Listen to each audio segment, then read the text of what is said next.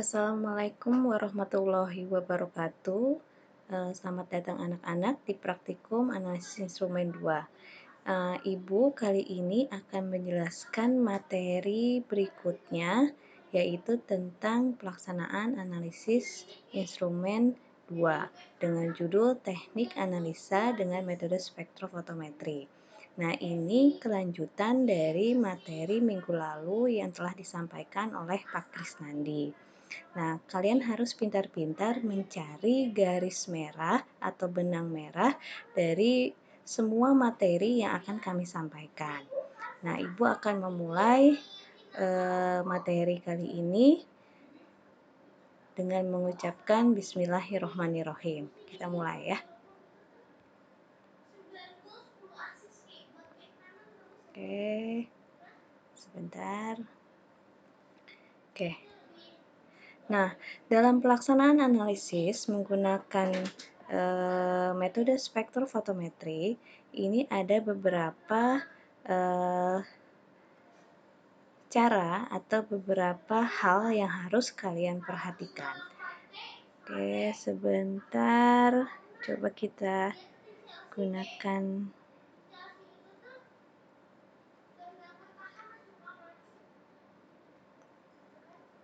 Oke.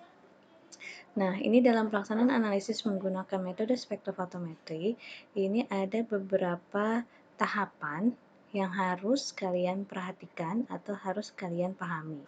Yang pertama, dalam kita melaksanakan analisis apapun, tidak hanya analisis instrumen, itu yang harus kita siapkan adalah yang namanya metode standar.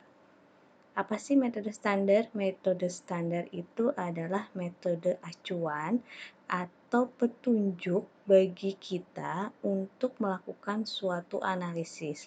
Nah, mungkin kalian sudah pernah mendengar istilah SNI, Standar Nasional Indonesia. Nah, jadi kalau kita mau melakukan analisis apapun, baik analisis instrumen, analisis konvensional, seperti gravimetri, litimetri, proximat, ini acuannya sebenarnya kita harus mengacu pada metode standar. Ada SNI, ASTM, AOAC, jurnal, Pharmacope, dan lain sebagainya. Nah, ini adalah merupakan metode standar yang harus kita siapkan. Nah, pada saat pembelajaran analisis instrumen, nanti kita akan menggunakan yang namanya instruksi kerja Lab AI.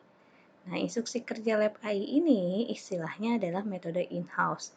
Apa itu metode in-house? Jadi metode yang kita kembangkan sendiri untuk digunakan untuk keperluan sendiri. Jadi kita mengacu pada SNI, ASTM, dan metode standar ini kemudian kita buat menjadi instruksi kerja lab analisis instrumen.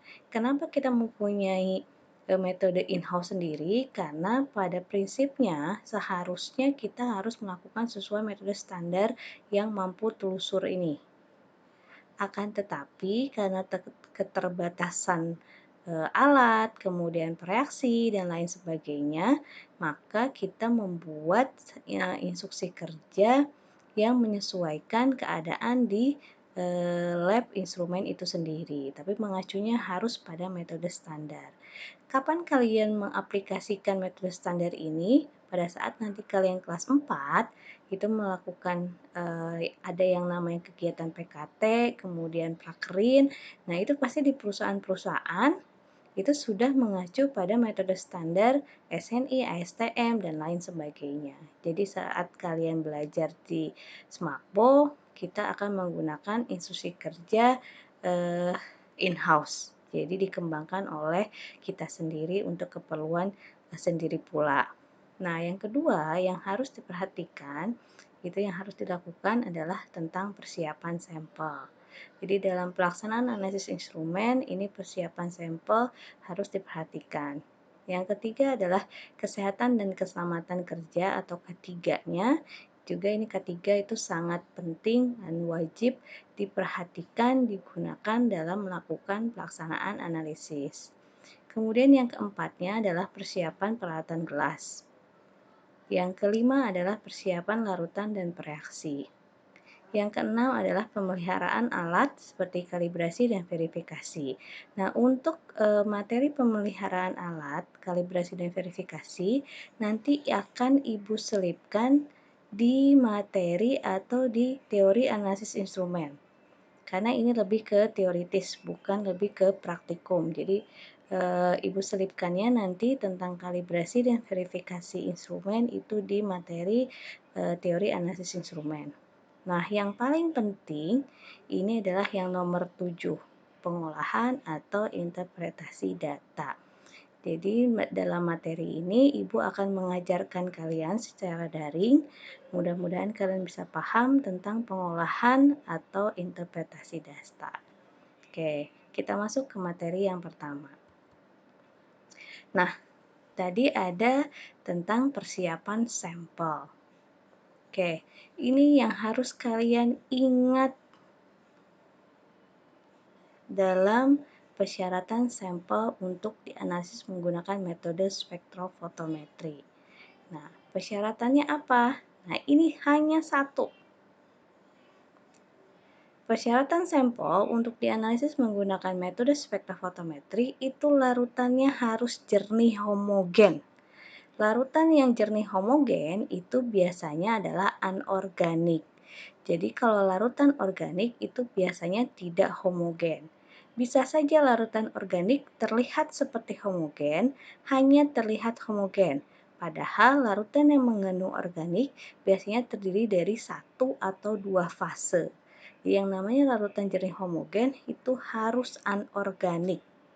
Ibu tidak bisa menjelaskan lagi anorganik atau organik ya. Jadi kalau kelas 12 sudah tahu apa itu organik, apa itu anorganik.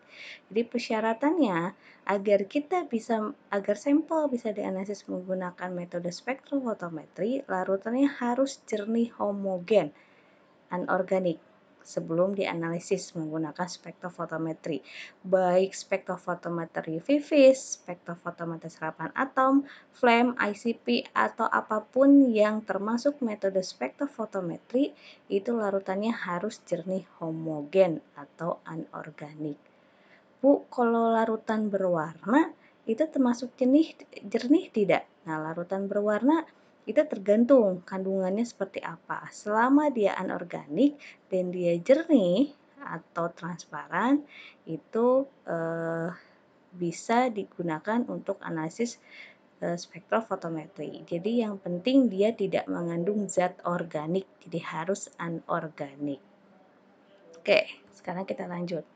Nah, karena kita sudah tahu persyaratannya, bahwa sampel untuk dianalisis menggunakan metode spektrofotometri itu harus larutannya jernih, homogen, anorganik. Nah, misalnya untuk menganalisis sampel air dalam kemasan atau air sungai atau air sumur. Nah, untuk sampel dengan matriks yang sangat sederhana, matriks itu berarti kandungan di dalamnya sangat sederhana, misalnya hanya kotor, bukan sebagai organik, maka cukup dilakukan filtrasi. Filtrasi itu penyaringan menggunakan penyaring filter yang ukurannya 0,2 mikrometer. Jadi kalau misalnya airnya air sumur, kemudian air sungai yang tidak dekat dengan limbah domestik atau air bersih saja, misalnya air bersih itu kayak air sungai atau minuman dalam kemasan, itu berarti dia memiliki matriks yang sangat sederhana, cukup kotorannya disaring, dilakukan filtrasi menggunakan filter ini. Jika sampelnya padatan, bagaimana? Nah, tadi syaratnya adalah harus jadi larutan jernih homogen.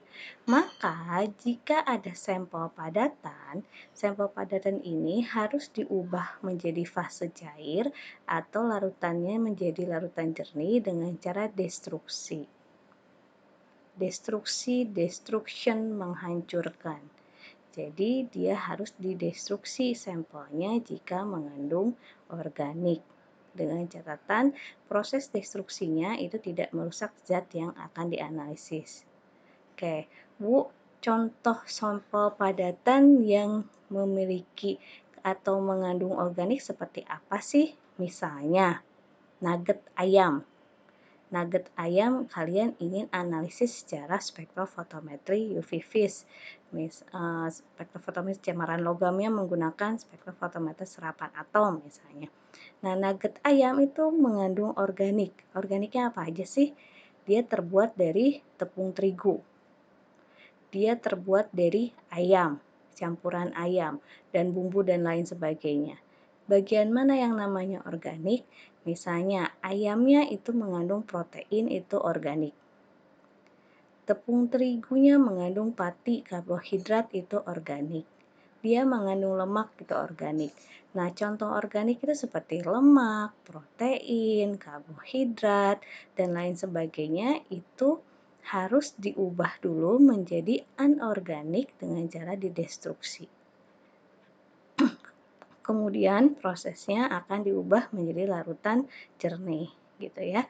Kalian nanti pada saat praktek akan belajar cara preparasi sampel menggunakan destruksi. Nah, jadi yang padatan harus diubah menjadi cair atau anorganik. Bagaimana Bu kalau sampelnya cairan tapi kita bisa tahu bahwa di sampel cairan tersebut dia mengandung organik. Nah, contohnya sirup atau minuman, anggaplah Ibu sebutkan mereknya, misalnya minuman berwarna seperti Frutang misalnya. Nah, dia pasti berwarna kan? Nah, larutan yang berwarna itu pasti mengandung organik. Apa saja yang mengandung organik? 1, pemanisnya, siklamat itu organik. Pasti ada pengawet, kemudian pasti ada asamnya, misalnya asam sitrat. Nah, misalnya. Kemudian ada pewarnanya. Nah, itu namanya organik. Nah, sampel-sampel yang mengandung organik atau sampel padatan itu harus diubah menjadi larutan jernih atau larutan homogen atau sebutannya adalah anorganik. Gitu. Lanjut ya. Nah, tadi karena syaratnya larutan jernih homogen, maka sampel-sampel yang mengandung organik itu harus diubah dulu menjadi anorganik. Caranya adalah dengan didestruksi. Pengertian destruksi itu adalah mengubah senyawa kompleks, jadi organik itu adalah senyawa kompleks. Ya, organik itu adalah senyawa kompleks. Nah, senyawa kompleks diubah menjadi senyawa yang lebih sederhana. Senyawa organik diubah menjadi senyawa anorganik. Ingat, untuk menjadi larutan jernih homogen, umumnya senyawa itu adalah senyawa anorganik. Nah, proses yang terjadi di proses destruksi, prosesnya adalah oksidasi. Apa itu oksidasi? Penguraian oleh oksigen. Nah, destruksi itu ada 2 jenis. Destruksi itu istilah kerennya nanti kalian akan lihat di metode standar. Destruksi itu istilah bahasa Inggrisnya sebutannya adalah digest. Digest. Jadi digest itu sama dengan destruksi. Nah, destruksi itu ada 2 jenis. 1 destruksi basah, 1 destruksi kering. Nah, destruksi kering atau destruksi basah ini proses oksidasinya itu dilakukan oleh reaksi asam kuat pekat proanalisis. Jadi kita bisa melakukan destruksi basah atau proses oksidasi dengan menggunakan atau menambahkan ke dalam sampel reaksi asam kuat pekat proanalisis. Proanalisis itu berarti yang murni, bukan yang teknis. Nah, setelah kita tahu bahwa proses oksidasinya harus menggunakan reaksi asam kuat pekat proanalisis, dia juga harus bersifat oksidator. Karena tidak semua asam kuat bersifat oksidator. Contohnya HCl. HCl pekat itu sifatnya lebih ke reduktor. Nah, seperti apa sih asam-asam kuat yang bersifat oksidator? Seperti asam nitrat pekat, asam sulfat pekat, peroksida, kemudian perklorat. Itu salah satu contoh asam-asam kuat pekat proanalisis yang bersifat oksidator. Nah, reaksi-reaksi itu bisa digunakan untuk melakukan destruksi basah. Jadi sampel tadi yang mengandung organik seperti padatan atau cairan yang mengandung organik itu dilakukan destruksi supaya berubah menjadi anorganik menggunakan reaksi-reaksi ini. Yang kedua itu ada namanya destruksi kering. Nah, destruksi kering ini biasanya dilakukan untuk sampel padatan yang mengandung organik. Misalnya kita mau menganalisis Fe dalam nugget, nah nuggetnya itu harus diubah menjadi anorganik dengan cara kita lakukan destruksi kering. Jadi kalau yang destruksi basah itu bisa untuk sampel padat maupun sampel cair. Untuk destruksi kering kita lakukan untuk sampel umumnya untuk sampel yang padatan. Nah, destruksi kering itu dilakukan dengan cara pemanasan atau pengabuan. Jadi pada saat kalian gravimetri melakukan pengabuan itu kalau istilah di kelas 3 itu namanya destruksi. Kalau kalian di kelas 10 melakukan gravimetri itu istilahnya adalah pengabuan. Jadi bahasanya levelnya lebih tinggi dan pada saat kalian kelas 12 ini. Jadi pengabuan itu adalah destruksi kering. Sama, destruksi kering maupun destruksi basah itu prosesnya adalah oksidasi. Perbedaannya jika destruksi basah itu proses oksidasinya oleh reaksi asam kuat, kalau destruksi kering oksidasinya menggunakan panas atau dari oksigen. Nah, ini destruksi dilakukan untuk mempreparasi sampel supaya mendapatkan sampel yang memenuhi persyaratan untuk bisa dianalisis menggunakan spektrofotometer UV-Vis, yaitu larutan jernih homogen anorganik. Itu sampai harus diingat sampai kalian kelas 4 melakukan preparasi untuk analisis spektrofotometri. Oke, kita lanjut. Nah, sekarang kita masuk kesehatan dan keselamatan kerja. Nah, pada saat kalian melakukan analisis apapun, baik instrumen maupun konvensional, itu yang harus diperhatikan adalah APD. Nah, karena di analisis instrumen itu ada 2 tahap. Yang pertama adalah tahapan preparasi, pelaksanaan preparasi termasuk pelaksanaan analisis. Yang keduanya adalah penggunaan instrumen. Sehingga alat pelindung diri yang digunakan itu berbeda. Oke. APD itu harus digunakan, alat pelindung diri harus digunakan sesuai dengan resiko kerja. Artinya, APD yang digunakan pada saat preparasi sampel atau pada saat pengukuran menggunakan alat itu APD-nya bisa berbeda. Jadi bukan berarti kamu menggunakan APD lengkap dari bawah sampai atas, itu berarti kamu menggunakan APD yang sesuai. Tidak. Jadi APD alat pelindung diri harus digunakan sesuai dengan resiko kerja yang kalian lakukan. Ibu berikan contoh. Pada saat kalian melakukan preparasi menggunakan destruksi basah, itu menggunakan reaksi asam kuat bersifat oksidator. Pasti proses destruksinya itu dilakukan di ruang asam karena kita bermain dengan reaksi asam kuat. Maka APD yang digunakan itu harus lengkap. Contohnya sepatu lab, jas lab, maskernya bukan masker kain lagi, tapi maskernya harus masker respirator. Sarung tangannya bukan sarung tangan seperti sarung tangan karet, tapi yang khusus untuk tahan panas. Dan jangan lupa menggunakan Google untuk menghindari percikan. Jadi kalau menggunakan APD pada saat preparasi destruksi basah di ruang asam, APD-nya harus lengkap. Gitu ya, contohnya seperti ini. Jadi sarung tangannya yang khusus, harus pakai Google karena menghindari percikan. Kemudian maskernya masker respirator, gitu ya, karena kita bermain dengan reaksi-reaksi yang korosif gitu ya. Jadi ini APD-nya harus lengkap. Nah, bukan berarti pada saat kamu menggunakan APD preparasi kemudian kamu menggunakan APD yang sama pada saat kamu melakukan atau mengukur menggunakan alat. Tidak. Gitu.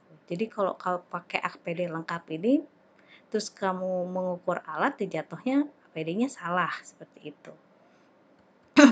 Nah, Ibu punya contoh lagi. Nah, ini APD pada saat kamu menganalisis persiapan deret standar atau sampel. Nah, APD yang digunakan Berbeda dengan APD sebelumnya pada saat kalian preparasi. Cukup APD-nya menggunakan sepatu lab, jas lab, masker, sarung tangan. Gitu ya. Jadi APD harus digunakan sesuai dengan risiko kerja. Pada saat kalian sudah mempersiapkan larutan standar dan sampel, berarti sudah siap dibawa untuk diukur menggunakan alat. APD-nya beda lagi, gitu ya. Nanti ada alat yang sudah ada blowernya. Nah, kalau sudah ada blowernya berarti tidak perlu menggunakan masker karena kontaminasinya, emisinya sudah diserap oleh blower. Jadi, ingat sesuai resiko kerja. Kita lanjut. Pelaksanaan analisis lagi. Nah, limbah. Hati-hati. Tadi kesehatan dan keselamatan kerja selain dengan APD itu kita harus bicara tentang limbah. Nah, limbah nanti di lab analisis instrumen itu sudah disediakan tempat pembuangan limbah, yaitu limbah apa saja. Biasakan klasifikasikan limbah berdasarkan sifatnya. Nah, limbah itu ada 3 macam. Yang pertama, limbah organik. Berarti jika kalian melakukan penetapan menggunakan reaksi-reaksi organik, maka limbahnya tersebut atau sisa praktikumnya akan dibuang ke tempat limbah organik. Yang kedua adalah limbah anorganik. Limbah anorganik ini jika kalian melakukan penetapan menggunakan reaksi-reaksi anorganik dimasukkan ke limbah anorganik. Nah, selanjutnya ada limbah B3. Nah, limbah B3 jika kalian lakukan analisis logam-logam berat, kalian bisa masukkan ke limbah B3. Nah, pelaksanaan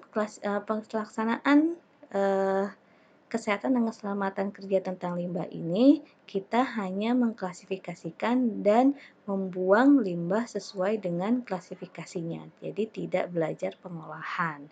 Nanti di kelas 4 kalian akan belajar tentang pengolahan limbah. Nah, saat ini kita hanya mengumpulkan sesuai klasifikasinya, nanti limbahnya akan diserahkan kepada pihak ketiga yaitu PPLI. Ya, ini termasuk dalam pelaksanaan analisis. Nah, sekarang kita masuk ke persiapan alat gelas.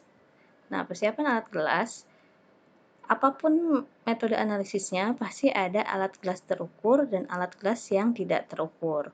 Nah, Ibu akan mengklasifikasikan metode analisis instrumen, kapan kita menggunakan alat gelas terukur dan kapan kita menggunakan alat gelas tidak terukur. Pastinya kalian sudah paham apa saja sih alat gelas terukur, contohnya seperti labu ukur, kemudian pipet volume, kemudian buret. Yang gelas tidak ukur, yang tidak terukur berarti seperti piala gelas, pipet serologi, atau gelas ukur. Nah, kita lihat. Untuk alat gelas terukur, hati-hati nanti pada saat praktiknya jangan salah menggunakan alat gelas. Nah, alat gelas terukur seperti labu ukur, kemudian pipet volume, kemudian buret, itu digunakan untuk ada 2. Untuk membuat larutan induk dan membuat larutan standar. Ini tidak dipisahkan, karena untuk membuat dari standar harus punya larutan induk. Nah, ini harus menggunakan alat gelas terukur. Dan yang paling penting adalah untuk larutan sampel. Jadi, jika kalian ingin memipet sampel atau melarutkan sampel, itu harus menggunakan alat gelas terukur seperti labu ukur atau pipet volume. Jadi alat gelas terukur digunakan untuk pembuatan larutan induk dan standar dan untuk preparasi sampel. Ingat ya. Oke. Selanjutnya, alat gelas tidak terukur. Nih Ibu tipe nih. Ya, ini sorry. Ada 2. Nah, untuk alat gelas tidak terukur, ini digunakan untuk pembuatan reaksi. Jadi jangan sekali-sekali membuat reaksi misalnya asam nitrat 4N kalian menggunakan labu ukur. Terus pengencerannya menggunakan pipet volume. Tidak. Jadi alat gelas tidak terukur ini digunakan untuk membuat reaksi. Misalnya membuat reaksi open 10% misalnya. 10% artinya 10 gram dalam 100 mili. Bukan berarti kamu menimbang open 10 gram kemudian dilarutkan dalam labu ukur 100 mili. Itu salah besar.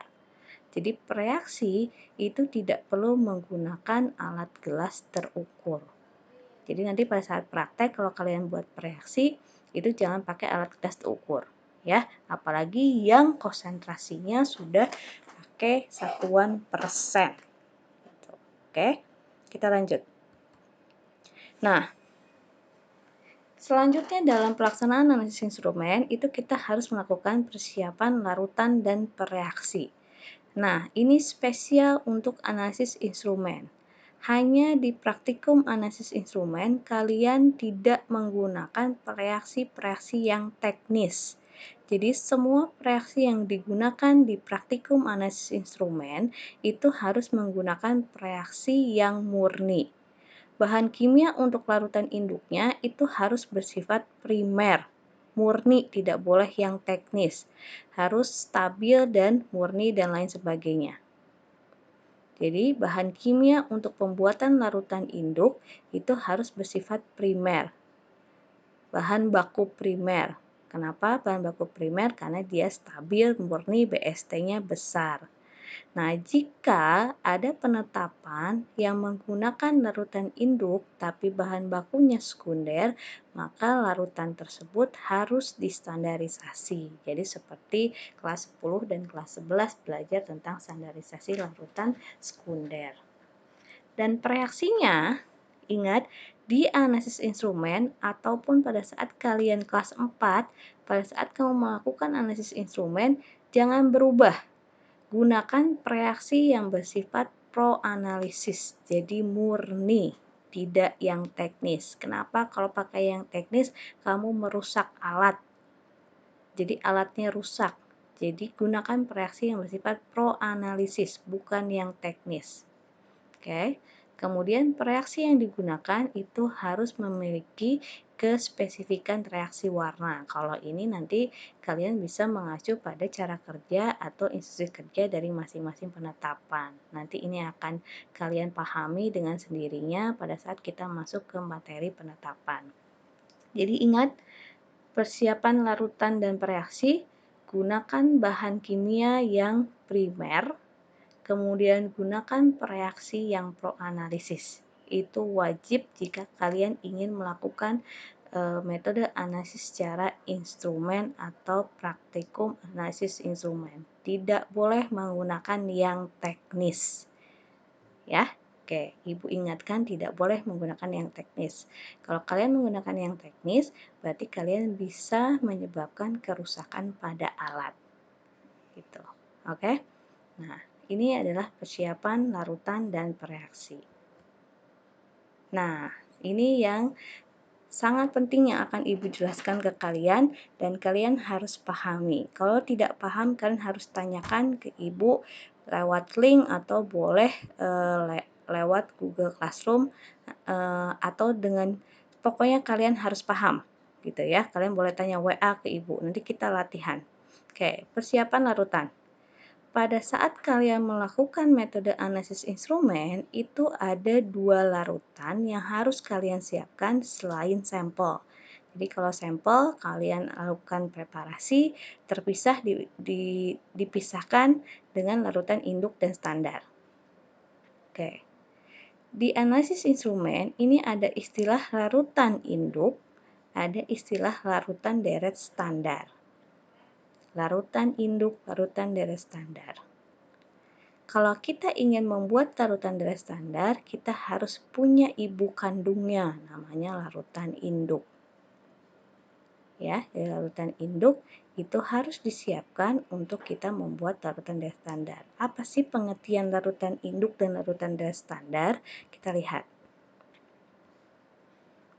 Larutan induk itu adalah main solution. Main solution itu larutan utamanya atau ibu kandungnya, larutan ibu kandung yang diketahui konsentrasinya. Larutan induk dibutuhkan untuk membuat larutan deret standar. Contohnya misalnya larutan induk Fe 3 plus 500 ppm, itu namanya larutan induk. Apa itu larutan induk? Main solution atau larutan yang diketahui konsentrasinya untuk membuat larutan deret standar. Ingat ya, bahan bakunya harus bersifat primer, stabil, murni, BST tinggi. Jika kalian membuat larutan standar induk menggunakan bahan baku sekunder, maka harus dilakukan standarisasi. Oke, apa pengertian larutan deret standar? Larutan deret standar istilahnya adalah working range atau range larutan kerja yang diketahui konsentrasinya untuk mengetahui konsentrasi sampel. Gini, sampel yang kita analisis kan kita tidak tahu konsentrasinya berapa.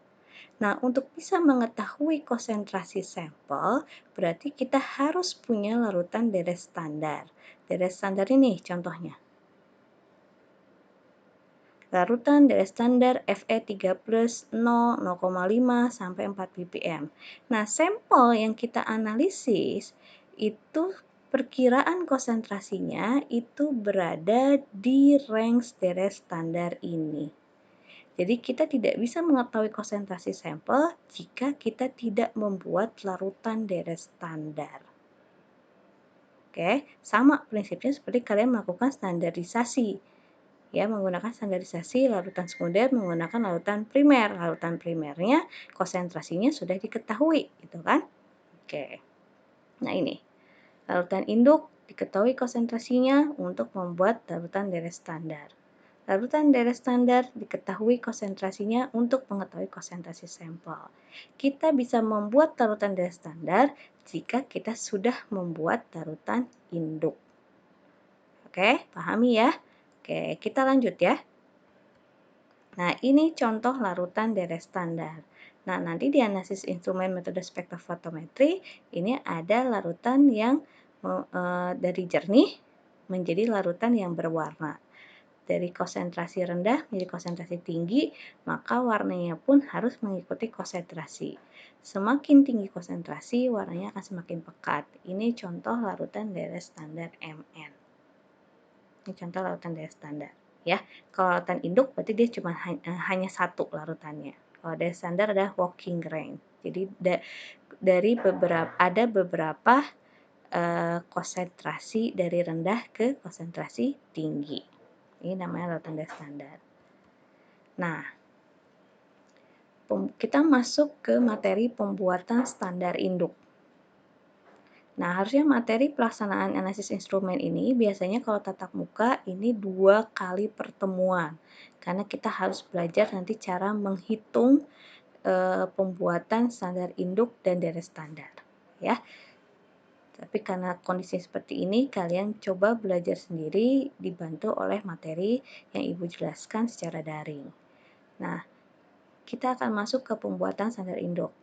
Nah, semua penetapan metode spektrofotometri itu membutuhkan larutan standar induk, karena kita harus membuat deret standar, seperti yang Ibu jelaskan di slide sebelumnya. Oke, tadi jangan lupa Ibu ingatkan kembali persyaratan bahan kimia yang digunakan sebagai larutan standar induk. Nah, contoh larutan standar induk, misalnya penetapan Fe metode cyanat secara spektrofotometri UV vis, berarti kita membutuhkan larutan standar induk Fe. Ada lagi, penetapan fosfat metode vanadat secara spektrofotometri UV vis, berarti kita membutuhkan larutan standar induk fosfat. Ya, nanti penetapan lain, misalnya penetapan sulfat menggunakan metode spektrofotometri UV vis, berarti kalian membutuhkan standar induk sulfat, dan begitu seterusnya. Oke, contoh bagan kerjanya antara larutan induk dengan larutan standar. Penetapan kadar Fe tadi, Penetapan kadar Fe metode cyanat secara spektrofotometri. Contoh bagian kerjanya adalah kita butuh standar induk Fe 100 ppm misalnya untuk membuat deret standar Fe. Ini yang namanya larutan deret standar Fe. Nah, ini mili yang diturunkan dari standar induk Fe 100 ppm. Nanti Ibu akan jelaskan di slide-slide berikutnya. Ini standar induk, ini larutan standar. Ya, jadi kita membutuhkan standar induk untuk membuat larutan deret standar. Nah, dimasukkan ke dalam membuat deret standarnya dalam labu ukur 50. Ini wajib terukur. Larutan standar induk Fe buatnya pakai alat gelas terukur. Membuat deret standar ini menggunakan alat gelas terukur. Labunya berarti ini menggunakan labu ukur 50 mili. Oke. Diturunkannya menggunakan buret, nanti ada video tutorial tentang analisis instrumen. Oke, nah ini yang harus kalian pahami. Sekarang Ibu masuk ke materi cara membuat larutan standar induk. Oke, kita beri contoh larutan standar induk Fe 100 ppm seperti yang di bagian kerja tadi. Biasanya untuk analisis instrumen kita menggunakan satuan ppm, tapi bukan berarti tidak bisa menggunakan satuan konsentrasi yang lain. Tapi umumnya analisis instrumen itu menggunakan satuan yang ppm atau ppb. Jadi kan harus sudah paham satuan-satuan ppm dan ppb. Nah, kita ceritanya kita akan membuat standar induk Fe 100 ppm. Apa artinya standar induk Fe 100 ppm?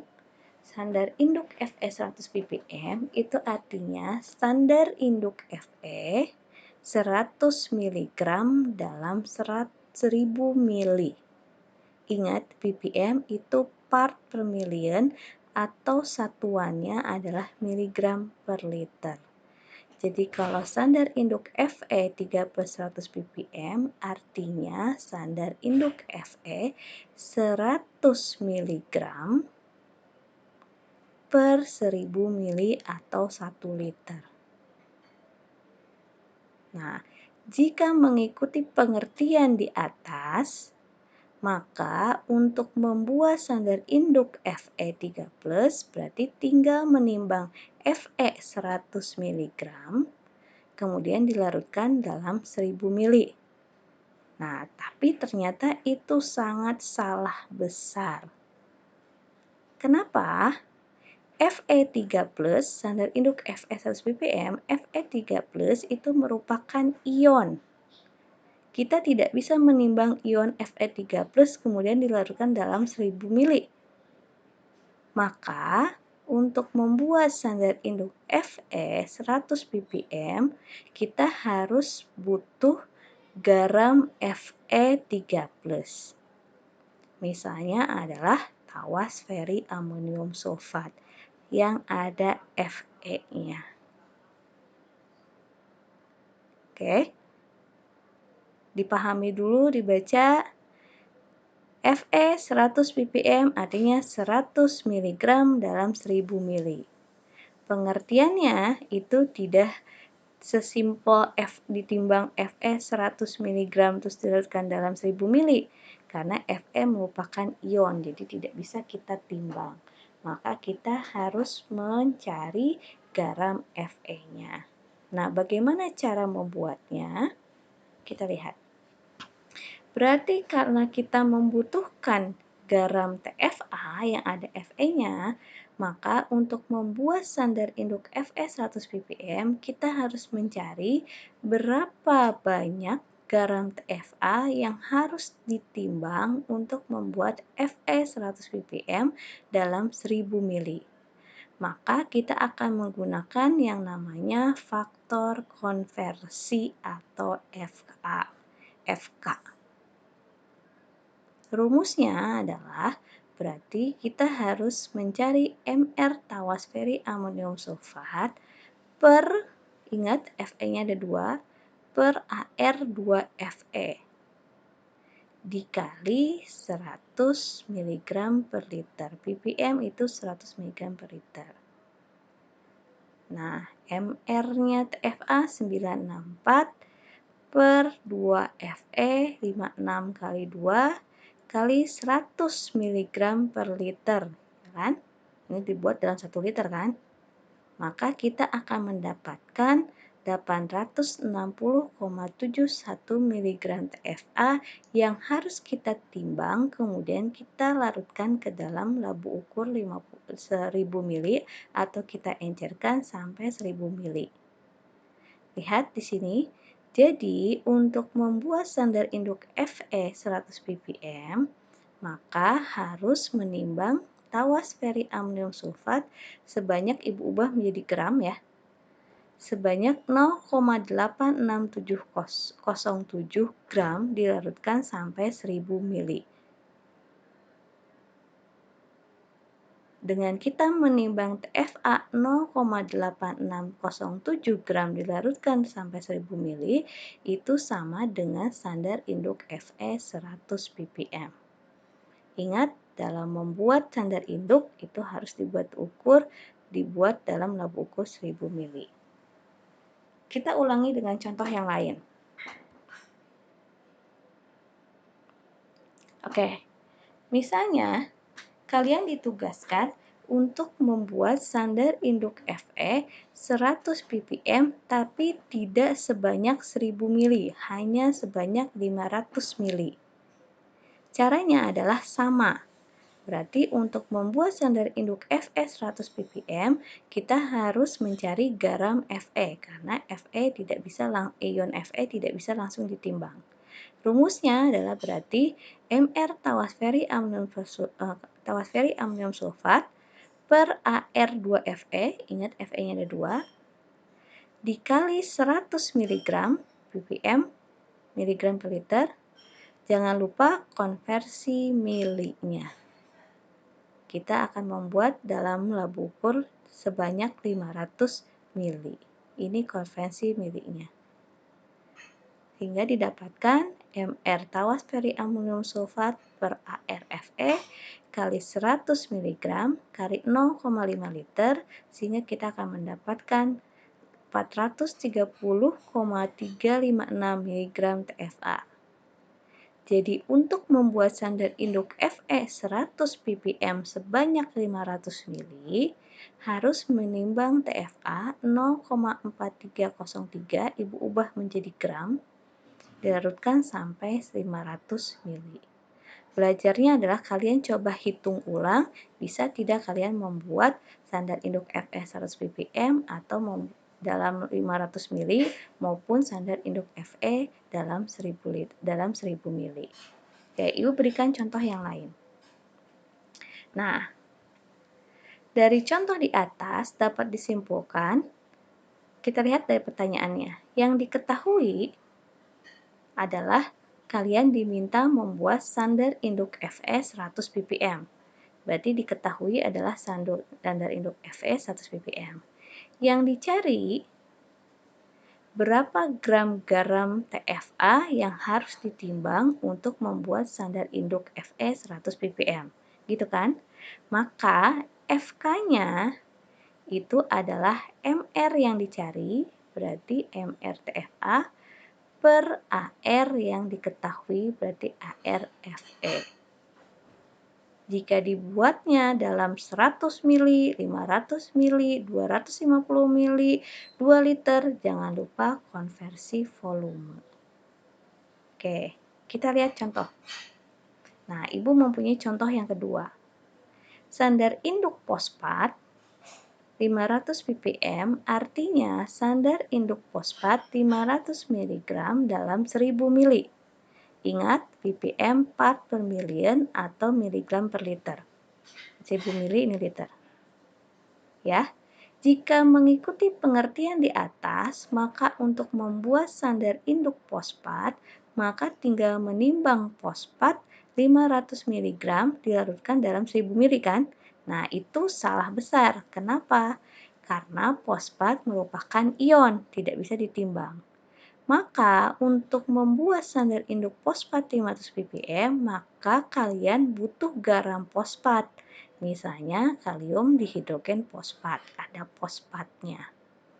Nah, berarti untuk membuat standar induk fosfat 500 ppm, kita harus menghitung berapa garam kalium dihidrogen fosfat yang harus kalian timbang. Oke, kita lihat. Nah, berapa banyak miligram garam kalium hidrogen fosfat yang harus ditimbang untuk misalnya membuat standar induk fosfat 500 ppm hanya sebanyak 250 mili. Berarti rumusnya ingat, yang diketahui itu adalah standar induk fosfat 500 ppm. Yang ditanyakan berapa gram kalium dihidrogen fosfat. Maka yang ditanyakan itu di atas. Miligram kalium dihidrogen fosfat per AR fosfat dikali 500 mg, karena ini ada konversi mili ya. Dikali konversi mili, kita akan membuat di 250 mili. 0,25 liter. Maka menjadi 136 mR kalium dihidrogen fosfat per AR fosfat kali 500 kali 0,25. Kita akan mendapatkan 178,95 mg kalium dihidrogen fosfat. Jadi, untuk membuat standar induk fosfat 500 ppm sebanyak 250 mili, kita harus menimbang kalium dihidrogen fosfat sebanyak 0,1789 gram, Ibu ubah menjadi gram, dilarutkan sampai 250 mili dalam labu ukur 250 mili. Oke. Coba dihitung kembali, belajar cara menghitung. Oke, kita lihat. Nah, dari contoh di atas dapat disimpulkan yang diketahui adalah standar induk fosfat 500 ppm. Yang dicari atau yang ditanyakan adalah berapa gram garam kalium dihidrogen fosfat yang harus ditimbang untuk membuat standar induk fosfat 500 ppm. Maka FK-nya, faktor konversinya adalah kembali MR yang dicari per AR yang diketahui. Yang dicarinya adalah berapa gram kalium dihidrogen fosfat, berarti MR kalium dihidrogen fosfat. Yang diketahui adalah AR fosfat 500 ppm. Jangan lupa konversi mili. Bisa ya? Oke, nanti pada saat hari H-nya kita akan belajar menghitung standar induk yang lain. Nanti Ibu akan berikan contohnya, kita akan belajar sama-sama. Nah, di dalam latihan pembelajaran via Zoom atau Meet Google, kita akan belajar langsung menghitung. Oke, jadi pada saat jadwalnya Ibu, siapkan kalkulator dan kertas untuk menulis. Oke? Nah, ini ada soal. Ibu balik pertanyaannya, kita lihat. Bagaimana cara menghitung berapa konsentrasi larutan induk jika yang diketahui adalah gram garamnya? Kalau tadi kan pertanyaannya cara menghitung standar induk standar induk diketahui konsentrasinya, terus kita cari berapa gram garam yang harus kita timbang. Kalau ini pertanyaannya dibalik. Jadi gram garamnya itu sudah diketahui. Kalian harus menghitung berapa konsentrasi standar induknya. Misal, ada soal seperti ini. Larutan standar induk Fe dibuat dengan menimbang garam TFA sebanyak 430,356 mg dilarutkan dalam labu ukur 500 mili. Jadi kita membuat dalam labu ukur 500 mili. Pertanyaannya, berapa konsentrasi standar induk Fe dalam satuan ppm? Jadi balik. Kalau tadi standar induk Fe-nya diketahui, yang tidak diketahui adalah berapa gram TFA yang harus kita timbang. Nah, jika ada pertanyaan seperti ini, kita telusur dulu. Ingat, ppm adalah miligram per liter atau miligram dalam 1000 mili. Yang ditanyakan Ingat tadi dibalik ya. Yang ditanyakan sekarang adalah ppm Fe-nya. Yang diketahui adalah garam TFA-nya. Nah, berarti tinggal bermain di Fk-nya saja. Bagaimana cara menghitung konsentrasi standar induknya? Maka ppm Fe3+, Fk-nya dibalik. Ini yang ditanyakan. Fe, kita ingin mengetahui berapa konsentrasi standar induk Fe. Garamnya itu yang diketahui. Berarti Mr tawas feriamonium sulfat. Tadi ditimbangnya sebanyak 430,356 mg. Konversi milinya jangan lupa, jangan terbalik. ppm adalah miligram dalam 1 liter. Jika kita membuat dalam 500 mili, berarti konversi milinya adalah menjadi 1000 per 500 mili. Ya, harusnya kalau kelas 3 udah paham ya konversi mili ya. Ingat konversi milinya ini ppm miligram per liter. Berarti konversi milinya menjadi 1000 per 500. Sehingga setelah dihitung, kita dapatkan konsentrasi standar induk Fe3+ itu adalah 100 ppm. Coba kalian cross-check di slide yang Ibu telah jelaskan tadi, halaman 21 pahami. Jadi ini adalah kebalikannya. Kalau di halaman 21 tadi, standar induk Fe-nya diketahui 100 ppm, berapa gram tawas feriamonium sulfat yang harus kamu timbang?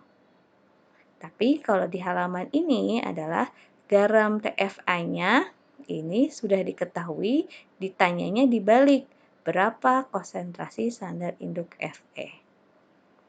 Jadi kalian cross-check ke halaman 21, belajar bolak-balik. Ingat, ppm miligram per 1000 mili. Yang ditanyakan, jadi cari yang ditanyakan itu Fe3+-nya. Yang diketahui itu garam TFA-nya. Ini adalah Fk-nya. Jadi intinya adalah yang dicari posisinya di atas, yang ditanyakan, yang diketahui di bawah. Ya, yang di atas itu yang kita cari, yang di bawah itu yang diketahui. Oke? Nah, sekarang sudah paham ya yang slide berikutnya? Oke. Nah, kalian sambil belajar karena nanti materinya akan Ibu share sebelum hari H-nya. Jadi kalian bisa pelajari dulu. Nah, ini Ibu punya contoh standar induk lagi. Oke, tadi Ibu memberikan contoh standar induk Fe3+ dan standar induk sulfat 2-min. Nah, sekarang kalau Ibu mempunyai standar induk kalium dikromat 500 ppm. Artinya, standar induk kalium dikromat 500 mg dalam 1000 mili. Ya, ingat ppm ada part per million atau miligram per liter. Jika mengikuti pengertian di atas, maka untuk membuat standar induk Fe kalium dikromat itu tinggal menimbang kalium dikromat 500 mg, kemudian kalian larutkan sampai 1000 mili. Nah, itu betul. Kenapa? Karena kalium dikromat itu sudah merupakan senyawa atau garam, bukan ion lagi. Maka kita bisa langsung menimbang kalium dikromat sesuai dengan pengertian dari ppm. Jadi tidak perlu menggunakan faktor konversi lagi. Paham? Jadi kalau ada contoh, buat standar induk kalium dikromat 500 ppm, tidak perlu menggunakan Fk. Jadi kalian tinggal menimbang kalium dikromat 500 mg, kemudian kamu encerkan dalam 1000 mili. Karena kalium dikromatnya sudah berupa garam atau senyawa. Kalau dimintanya buatnya dalam 500 mili, ya berarti tinggal konversi milinya. Kalium dikromat 500 kali 500 mili per 1000 mili, atau kalian menimbang setengahnya. Gitu ya. Jadi ada standar induk ada standar induk dari ion, ada standar induk langsung dari senyawanya. Oke, sekarang Ibu akan punya tugas untuk kalian. Ini hanya untuk latihan saja. Oke, jika kalian diminta membuat standar induk tiamin klorida, cari tahu tiamin klorida apakah dia ion, apakah dia senyawa atau garam. Oke, nah kalian diminta membuat standar induk tiamin klorida 500 ppm sebanyak 1000 ml. Pertanyaannya, apakah bisa langsung dibuat dengan cara menimbang tiamin klorida 500 mg, kemudian kalian larutkan sampai 1000 ml, atau harus menggunakan FK? Oke, nanti pada saat live Zoom, Ibu akan tunjuk salah satu dari kalian untuk menjawab pertanyaan ini. Jadi kalau yang tugas tadi menghitung siapkan kalkulator, kita akan coba sama-sama, Ibu nanti akan memberikan soal gitu ya. Kita akan bahas, kita akan hitung. Nah, tapi kalau untuk tugas ini ya, siapkan jawaban kalian, nanti Ibu akan tunjuk salah satu dari kalian untuk menjawab. Oke, jika kalian diminta membuat standar induk tiamin klorida 500 ppm sebanyak 1000 ml, itu bisa langsung ditimbangkah tiamin kloridanya atau harus kalian menghitung dulu garamnya menggunakan FK? Oke, siap-siap ya. Oke, coba dulu pelajari dulu. Oke. Nah, tadi kita belajar cara membuat standar induk. Setelah standar induknya kalian buang, asumsinya kalian sudah bisa membuat standar induk, sudah bisa menghitung berapa gram garam yang harus ditimbang. Nah, dari standar induk dilanjutkan dengan membuat deret standar. Standar induknya sudah kalian buat, kalian sudah sediakan, kemudian kalian membuat deret standar FE. Nah, standar induk FE-nya 0 sampai 5 ppm misalnya. Ini panahnya kenapa menghilang ini ya? Oke, panahnya terakhir. Nah, ini standar induk FE-nya. Kalian sudah buat, kalian sudah jago menghitungnya, kalian sudah bikin standar induk FE 100 ppm. Kemudian langkah selanjutnya adalah kalian harus membuat deret standar FE dengan konsentrasi 0, 1, 2, 3, 4, dan 5 ppm. Ini larutan standar. Dimintanya membuat deret standar FE-nya dalam labu ukur 50 ml. Gimana cara menghitungnya? Ini kalau kelas 3 belum bisa Vinivana keterlaluan. Ya, misalnya kalian akan membuat standar induk deret standar 1 ppm sebanyak 5 dalam labu ukur 50 ml. Berapa standar induk FE yang harus kalian turunkan atau kalian pipet atau kalian ambil? Berarti 1 ppm dalam 50 ml berarti X mili kali 100 ppm. Berarti dari 100 ppm kalian harus mengambil 0,5 mili. Oke, Vinivana kan? Dan kebalik. Konsepnya jangan langsung rumus aja. Kemudian kalian akan membuat contohnya. Kalian akan membuat deret standar 2 ppm dalam labu ukur 50 mili. Yang kalian punya adalah larutan induk 100 ppm. Berapa 100 ppm yang harus kalian turunkan atau kalian ambil? Berarti 2 ppm dalam 50 mili. Berapa X mili dari 100 ppm yang harus kalian ambil? Berarti X milinya adalah 1. Ya, jadi Vinivana itu berdasarkan konsep kalian, pemahaman kalian, berdasarkan pengenceran. Berarti ini pengenceran. Dari 100 ppm diencerkan menjadi 2 ppm, jadi 3 ppm, 4 ppm, dan 5 ppm. Nah, pembuatan deret standar ini, mulai dari standar induk dan deret standar, itu digunakan alat gelas terukur. Oke? Nah, selesai juga materi pengolahan data tahap yang pertama, jadi baru yang pertama. Ya, nanti Ibu akan share dua dua materi atau video rekaman. Ini video pertama adalah tentang pelaksanaan analisis sampai ke pembuatan standar induk dan larutan standar.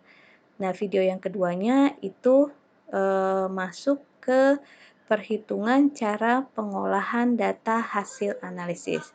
Oke, siap-siap tadi kalkulator dan kertas untuk menghitung dan tuliskan jawaban dari pertanyaan Ibu nanti. Mudah-mudahan kita bisa ketemu live. Oke? Wassalamualaikum warahmatullahi wabarakatuh. Selamat belajar.